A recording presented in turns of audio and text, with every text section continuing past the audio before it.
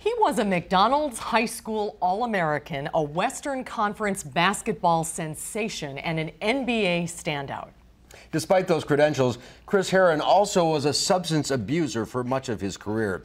Chris, author of the book Basketball Junkie, is in town to talk about his life to a group of Madison area high school students, and he joins us live now from the Combine in Middleton. Chris, welcome to Live at 5. Thank you. Thanks for having me on. You've been sober since August 1st, 2008. What happened? What turned you around? Well, you know, at 18 years old, in my dorm room, I decided to try one line of cocaine, and it took me 14 years to walk away from. You know, after playing professional basketball for many years, all over the world, I finally got an opportunity again to get sober, and I thank God for that opportunity. What was that opportunity? It always takes a pivotal moment when you decide you're going to change your life. How did that happen for you? You know, I had been in treatment for about 30 days, and my wife was going into labor, and I asked if I could go home. They expressed to me that I shouldn't. I went against their advice, went home, saw the birth of my third child, and I was back on the street 8 hours later. And when I walked into my house, into the hospital the next night, my wife told me never to come back. And since that day, I've been fortunate enough to stay sober one day at a time. What is your message to students? What are you going to tell them tonight?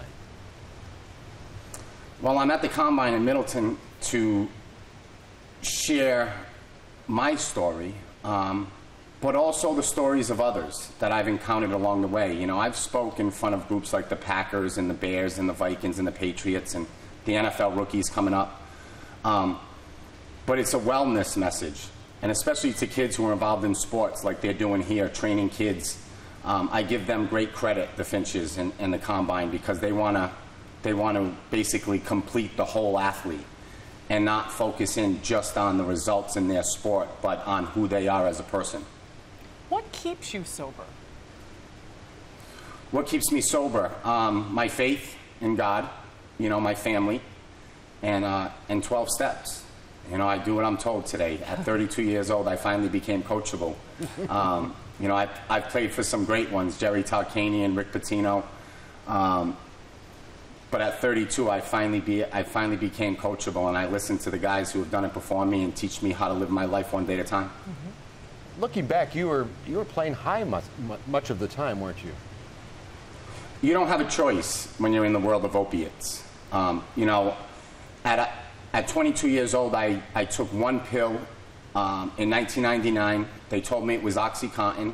It cost me $20, and that 40 milligram pill turned to 1,600 milligrams a day. And the $20 I spent that day on that one little yellow pill turned to $25,000 a month OxyContin habit. And then 2 years later, that little yellow pill turned into a syringe. And that stayed in my arm for 8 years. And that's the message. You know, the message is that one decision, one choice could lead to a lifetime of addiction. I'm blessed to have come out of it. Not many people that went down the path that I went down can say that they were able to come back through. But through family, faith, and friends, and the program, I was able to get my way out. Well, congratulations, and as you say, it is one day at a time. Chris, thanks for being with us today. Nice to talk to you, Chris. Congratulations on the book. Thank you so much. Great to talk to you, too.